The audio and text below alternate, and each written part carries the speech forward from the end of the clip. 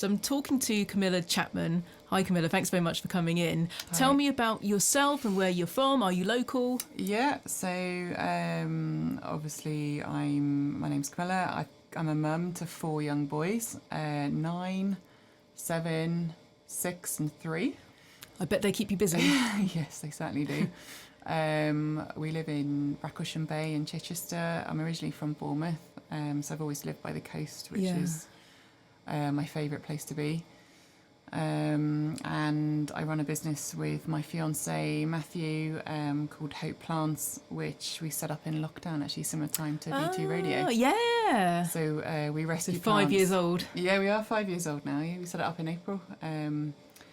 So yeah, self-employed mum to 4 young boys living in Chichester. And your health changed. Was it this year? What happened? It was, yeah. So unfortunately in February I was diagnosed with terminal stomach cancer. Wasn't expecting it, if I'm honest. You weren't unwell or just a little bit? I had the only symptom I had was last year, and it was difficulty swallowing dry food, where I just have to have a drink with it. It wasn't all the time. I did go to the doctor a couple of times. They did refer me at one point for an ultrasound, which the guy said, because I've got glands on my neck and one of them was slightly up, he said, oh no, that's completely normal, so don't worry about it. So I kind of forgot about it for a bit, and then towards the end of last year it started to get a little bit worse. And then in January, my fiance Matt actually had to give me the Heimlich because I completely choked, couldn't get food, nothing literally. And that happened to be a week before my endoscope appointment. And then when I had my endoscope appointment on the 1st of Feb, which was horrendous. I don't know if you've had one. No, I haven't, but I always think when I hear that, no, that's a tough one. They say it's a tiny tube, it's not, it's huge. Yeah. And I knew at the time something was wrong because he said he had to take 8 biopsies. And then he said afterwards that he thought it was an early gastric carcinoma. Early small gastric carcinoma is the wording he used. So we went away from that appointment basically knowing I had cancer, but we started to obviously research early small, and we had hope that it was early and small because you can normally operate to remove it. So they told you straight away though, they didn't? Yeah. Obviously he said that I have to have a scan, and obviously the biopsy will confirm what type of cancer it is. And then I had a CT scan the following week, and then I had the call to say to come in to speak to the consultant. And then our world sort of went black, if I'm being honest, that day. He said that yes, it was cancer. It's in the cardia section, which is just at the opening of your stomach. There's a small bit at the bottom of your esophagus, and it was sort of just going into the stomach from the cardia. But unfortunately, they'd found sort of dark marks on the left lobe of my liver. And he did tell me lungs, and he did tell me chest lymph nodes, but I've since found out from having my nodes that I don't actually have it in my lungs. Oh, okay. It's just in my lymph nodes and liver. And he said there's nothing they can do, nothing can cure it, they can't operate, and all they can do is give me a bit of palliative chemo, which might extend my time a bit, but there's a 50 to 60% chance that chemo won't work either. And this is very shocking. You're young. It was horrendous. I was going to say you're young, and apart from trouble, it's not like it's being another issue or you've been unwell for a long time. No, not at all. So sudden, and that's very shocking because some people get a lot of advance notice, and you've got lots of treatment options. Yeah, no, not at all. So I don't really know where it came from. I found out a lot since, but we were fortunate enough after that appointment to have a 2-week sort of grace period, I call it, before meeting with the oncologist, where we read every book, we researched everything online, everything we could to find out about people who have basically beaten all the odds, radical remissions, all the typical Chris Beat with cancer books, all the supplements, repurposed drugs, everything we could to come up with our decision that was right for me to not accept palliative chemo. Yeah. And to get my body working and to heal itself. So that's the journey I'm on at the minute, and I'm 4 months in. And do you think people are supportive? Obviously, it's your life and your choice, Yeah. but have you had people challenge or get frustrated that you're not sticking to a conventional route? Yeah, I have actually, and surprisingly, I think the people who are closest to me have obviously been very supportive, but if I'm being honest, my dad is a chemo train. He's not supportive of what I'm doing. He doesn't believe in it. He had cancer himself, and he had radiotherapy and chemo, and in his words, it cured him and saved him. He's spoken to his oncologist about me, and they've basically told him what they've told me.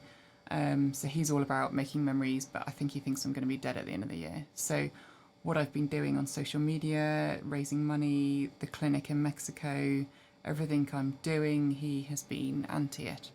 So one of the first things that I learnt about is sort of positivity and a positive mindset, and having that is so, so important. So removing any negativity from your life when you're on the journey I'm on is just as important as doing supplements and treatments, because of how it makes you feel and what it does to your cells. So that's been really difficult, as you can imagine. And there are people obviously online similar to my dad, which is everyone's entitled to their own opinion. That's fine. You know, they can go down their own paths. But if you're in my position and you're looking at 4 young kids, I don't want to be sick. I don't want to take something that's basically going to kill me. That's how I feel about it. You know, I can still do things with them. I can still go to the park. I can still jump on the trampoline. At the moment, I'm anemic, so I have struggled, but I'm working on that. I know what it is now. But I'm still me. I'm still mummy to them. I don't look any different. Yeah, if anything, you I look look well. You look well. We were talking about this. Yeah. So tell me more about the treatment that it is that you want, and obviously you need to raise some money for this because it's quite expensive. Where are you going for it? So it's a clinic called Hope for Cancer. They're based in Mexico. They're actually run by a team of lead oncologists from America. And all of the treatment they do is non-toxic, which is amazing. The treatment itself, it's very expensive, but when you sort of put it all together, because I've been doing bits of it here, trying to build my own treatment, obviously, over the past 4 months. They offer 2 main therapies, which one of them is bioimmunotherapy. So it works similar to immunotherapy here in the UK, but it's not toxic. So basically here in the UK, if you have immunotherapy, it boosts your immune system to fight the cancer cells, but there's a high risk that it can also attack healthy organs here. Whereas because it's bioimmunotherapy out there, it works the same way. It basically boosts my immune system to fight the cancer cells and do that job for me. And then the other therapy is something called photodynamic therapy plus. And it's similar to the red light therapy and methylene blue that I've been doing, but it's like on steroids. So they make the cancer cells sensitive to light, and then they go in with catheters and fibre optic lights and basically shoot light. I've seen something about this. At the tumours to kill them off. So it's really intense, but it's had really good results and feedback from that. And then on top of that, you get over 200 plus complementary therapies, like the oxygen, mistletoe, hyperthermic, ozone, IVs of different vitamins. They do nutrition. They work on your mental, sort of mental state. There's loads, and it's intense over 3 weeks whilst you stay with them, and then you come back with 3 months supply. They also scan you at the beginning, they scan you at the end, and then I fly out again at 3 months for more scans to see how I'm doing.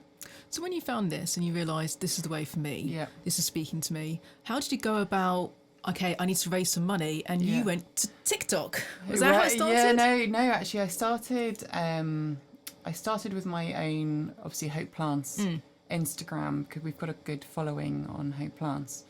So we had to do a business update, and then from that I decided actually to make my own Instagram public. So it's at Curly Camilla, Why is it curly Camilla when you've got do you- straight hair? Yeah, do you know what? My hair is actually naturally really curly. Oh, like me. But so you just. But I've been straightening it for so long. But yeah, it's easier having straight hair than curly hair. Although I do I sometimes. agree with that. I agree with that. Yeah. So people can follow me as me as a person. They can follow my journey with what I'm doing with my cancer, and they can also see my family life now public. And then from that, I found out about Hope for Cancer. One of our local doctors who's been supporting me, Dr. Sam Watts, he knew a few people that had been there, and he actually interviewed someone on his own Instagram who had been there and basically cured her terminal cancer twice. It came back in a different place, and she went there and it was cured from them. So he was the first one, I suppose, really to get behind it and say, right, check these guys out, have a look at them. So I got in contact with them, had a consultation, sent them my hospital notes. They did a protocol based on my situation, and then came back with the pricing. And I thought, right, the only way I'm going to do this is to get support publicly. So I set up a Just Giving, told my story, shared it with our Hope Plants followers, and then on my own. And then I started to gain quite a lot of followers on Facebook randomly. So that's public. So people can, it's also at Curly Camilla, so people can find me on that as well. But a friend of ours on TikTok, so I'm quite new to TikTok. I don't know anything about it. I still don't quite understand how to do it. It's quite overwhelming when I go on it as well. All the videos that pop up.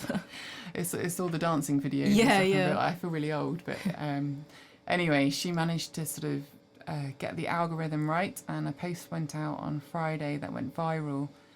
And since Friday, I think we've raised like nearly over £35,000. It's amazing. It's absolutely amazing. Incredible, absolutely incredible. And the messages I've had from people across all platforms, to be fair, just telling me to keep going, don't give up. I'm an inspiration. I'm giving hope to people. They love following what I'm doing, and they just want to get me out there to support me, which is all I want. I just want people to be, supportive and to give hope to people in a similar situation. So. And why do you think people have connected with you? Is it because you're so open about it? This is unusual, isn't it? Yeah, I think so. I think being a mum, I've had a lot of messages from fellow mums who can relate what it must be like. They imagine themselves in my shoes, looking at your kids and sort of knowing what's going on inside you, but not really being able to tell them or imagine you not being there. Like, I literally can't picture me not being in their lives. Yeah. It's just not an option for me. So yes, I believe what the hospital told me in terms of my diagnosis, but I certainly don't believe my prognosis. I'm not a statistic. There are people out there who have been in far worse situations than I'm in, who have healed themselves, who have cured themselves. So I'm not, it's not strange to do what I'm doing. It's just that people don't really talk about it. So there's been quite a few people that have come forward actually who are on this journey, who haven't really spoken about it, who feel like they can send a message, say, oh, I'm on that. Have you tried this? Have you heard of soursop? Have you been doing this treatment? And which is brilliant. It's sort of spreading awareness of it.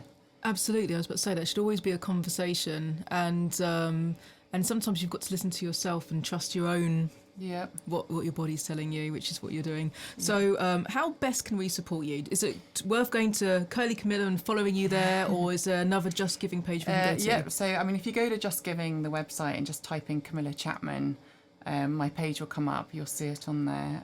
If you'd like to follow my journey and the next step, which will be Mexico, hopefully at the end of June, you can follow me on Instagram, Facebook, and now TikTok, which is at Curly Camilla. Again, you can type in Camilla Chapman and I come up as well. So yeah, I'm quite happy if you send me messages if there's anything you want to know more on. I do get a lot of messages. I do try to respond to as many as I can. You're very brave, and thank you very much for talking to us. Thank you very much for your support. Thank you.